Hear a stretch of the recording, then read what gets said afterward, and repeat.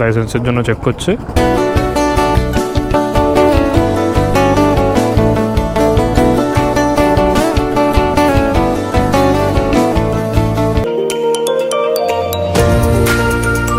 Hello guys, welcome to my channel. তো আমরা এখন কোথায় চলে এসেছি? আমরা এখন কল্যাণীতে চলে এসেছি। এটা কল্যাণীতে এই জায়গাটার নাম মাঝের চর বলে একটা ঘাট আছে এখানে।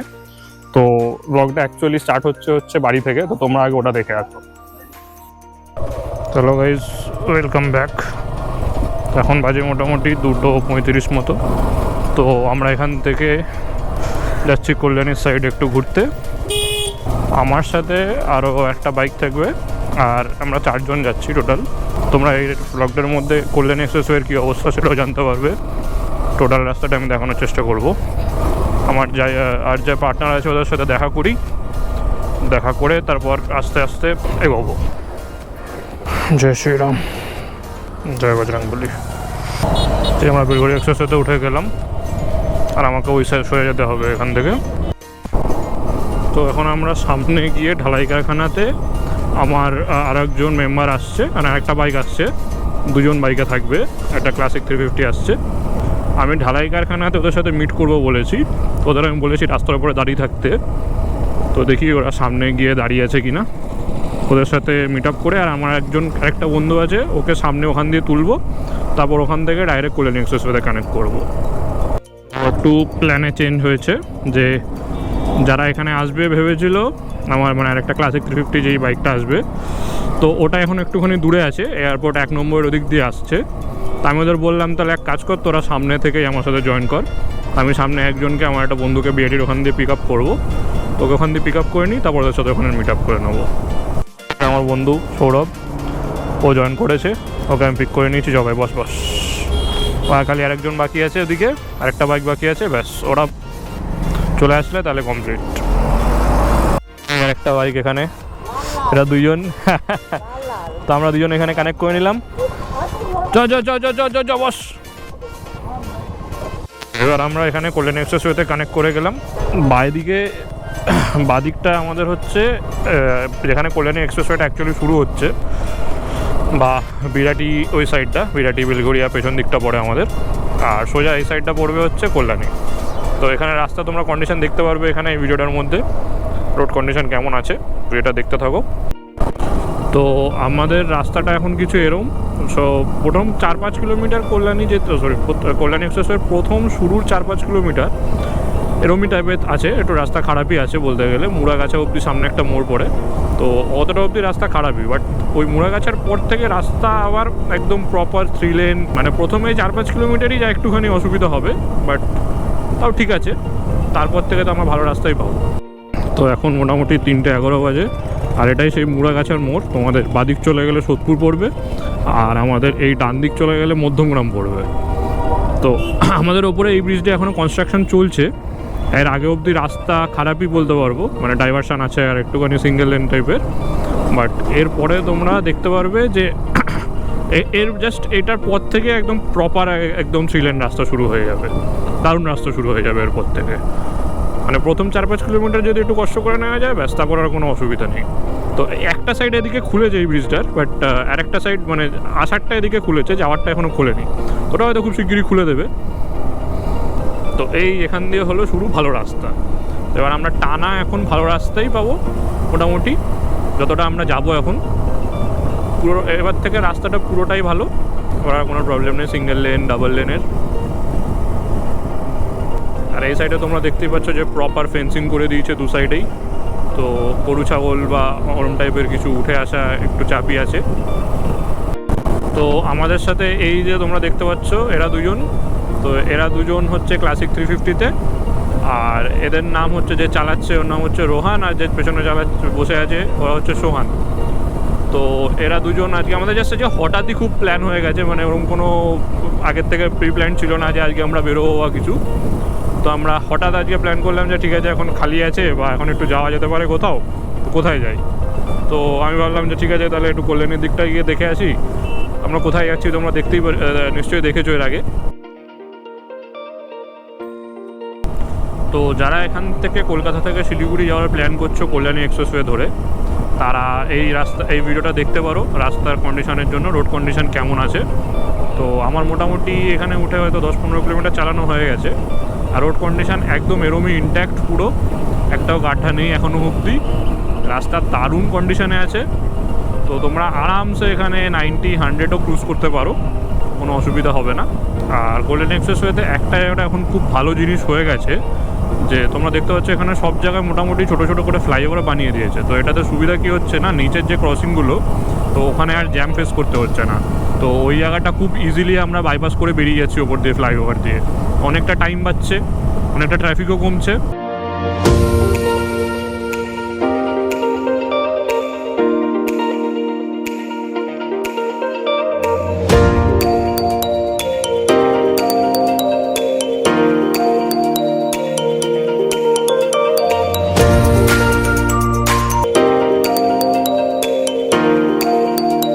তো এটা কল্যাণী এক্সপ্রেসওয়ের ওপরে একটা টোল বসছে।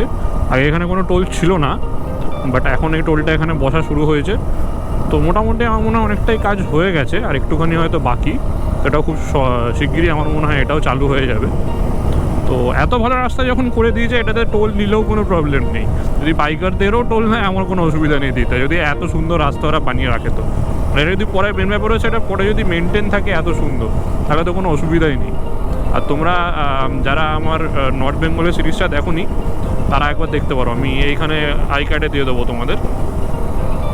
তো আমরা তখন এই রাস্তা দিয়েই গেছিলাম পুরো, এখান থেকে সামনে গিয়ে NH-12 কানেক্ট করেছিলাম, বা আমাদের বড় জাগুরিতে কানেক্ট করেছিলাম, তোমরা ওটা দেখতে পারো ওখানে।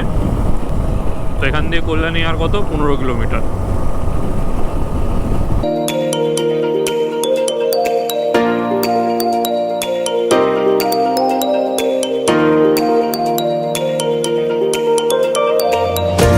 আমরা সেই জায়গাটায় চলে এলাম যেখান থেকে বড় জাগুলির কানেক্টারটা চলে এসছে এখানে।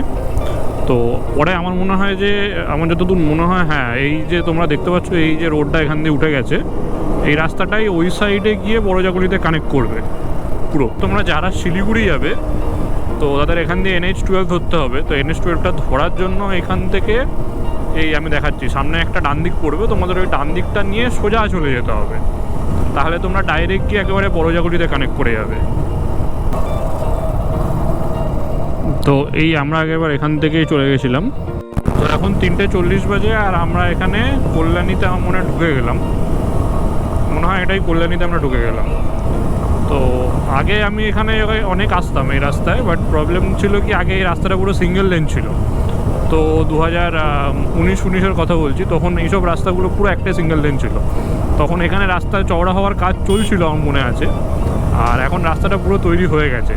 তো এখন যখন তৈরি হয়েছে, যে কতটা সুন্দর হয়েছে সেটা তোমরা দেখতেই পাচ্ছ। তো এই যে এটা হচ্ছে ঈশ্বরগুপ্ত সেতু, এই আমাদের সোজা সামনে, বাট আমরা এখান থেকে সোজা নেবো না, আমরা ডান দিক চলে যাবো। তো আমরা এই ভেতরের রাস্তাটা ঢুকে যাবো। তো এতটা অবধি আমার চেনা ছিল, এইবার আমাকে একটু ওখান দিয়ে গুগল ম্যাপসটা লাগিয়ে নিতে হবে। তো এখন বাজে প্রায় 3:47, আর এই গ্রামের রাস্তা ধরেই আমাদের এখন একটুখানি এগোতে হবে সামনে গঙ্গার ঘাটে যাওয়ার জন্য। তার এখান থেকে 2 কিলোমিটার 200 মতো হবে। তো এখন মোটামুটি 3:53 বাজে, আর আমরা যেখানে যাচ্ছি সেই জায়গাটা অলমোস্ট চলেই এসেছি, আর মনে হয় এখান থেকে 800 মিটার বাকি। আর রাস্তাটা কিছু এরম লাস্টের দিকটা। তাই এবার আমি আর আমার বন্ধু সৌরভ মিলে এসেছিলাম, তখন আমরা এইখানটা আটকে গেছিলাম এই জায়গাটা, কারণ কি তখন একটা জলে পুরো একদম ডুবে গেছিলো এই জায়গাটা। মানে বর্ষার সময় এসেছিলাম, বৃষ্টির সময়, তো এই রাস্তাটা পুরো তখন জলে ডুবে গেছিলো, তখন আমরা যেতে পারিনি। তো আমরা এইবার যাওয়ার চেষ্টা করছি।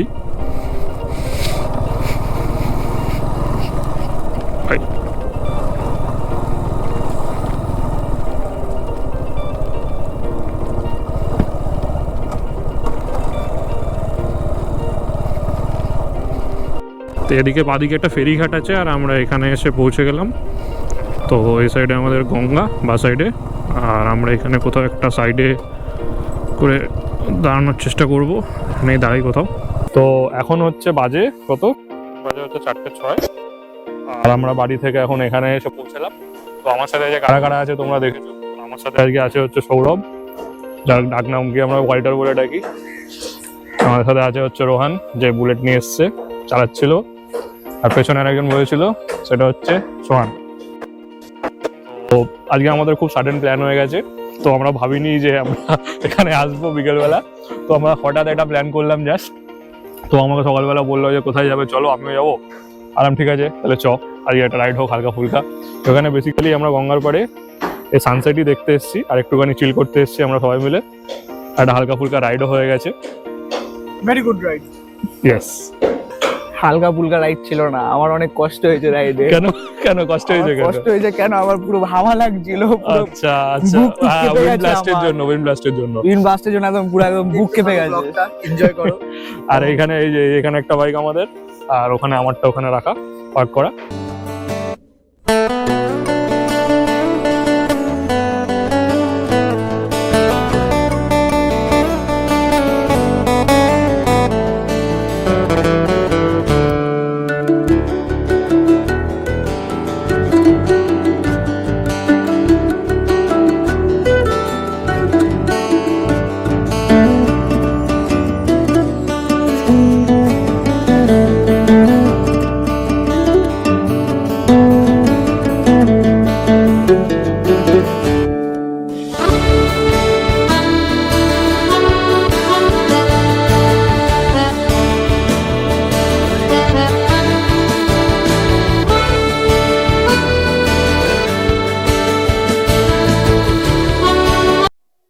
এখানে আমাদের ভিডিও শুট হচ্ছে ওয়াল্টারের, ও ছবি তুলছে এখানে, আমিও কয়েকটা ছবি তুলেছি এখানে।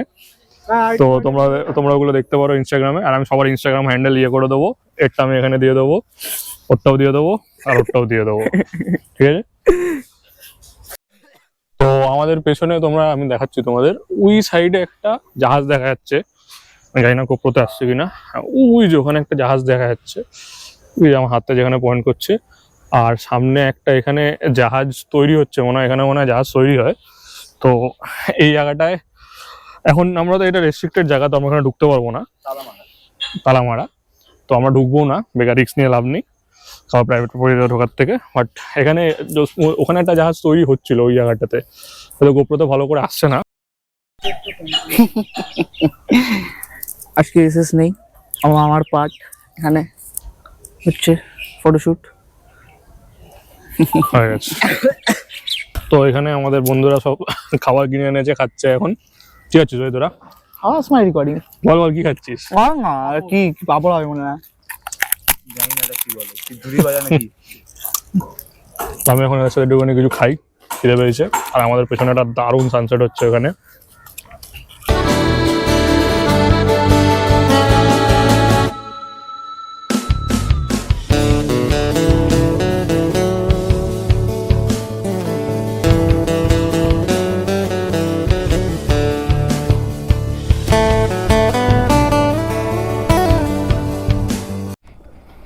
তো এখন আমাদের ঘড়িতে বাজে হচ্ছে 5:12, আর আমরা এখান থেকে এবার এগোলাম বাড়ির দিকে।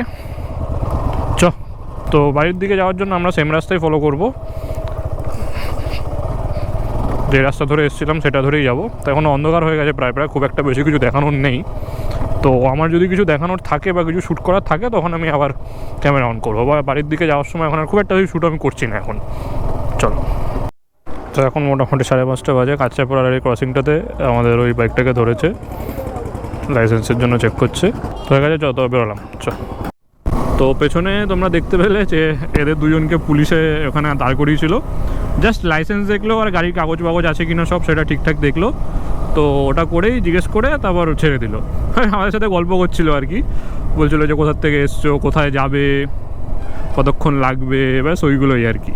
মানে তোমরা যদি পুলিশের সাথে ঠিকঠাক করে ভালো ব্যবহার করে কথা বলো, তো ওরাও তোমাদের সাথে খুব মানে একটা খারাপ ব্যবহার করে কথা বলবে না। তোমরা যদি ওদের সাথে ঠিকঠাক করে কথা বলো তাহলে ওরাও তোমাকে রেসপেক্ট দেবে, মানে ওরা তোমাদের সাথে মানে বাজে বিহেভ করবে না আর কি। তো এখন মোটামুটি 7টা বাজতে চলেছে, আর এখন ওখান থেকে আমার বন্ধু সৌরভ বাড়ি চলে যাচ্ছে। টাটা ভাই, তাহলে একেবারে বাড়ি গিয়ে দেখা হচ্ছে। চলো বাই।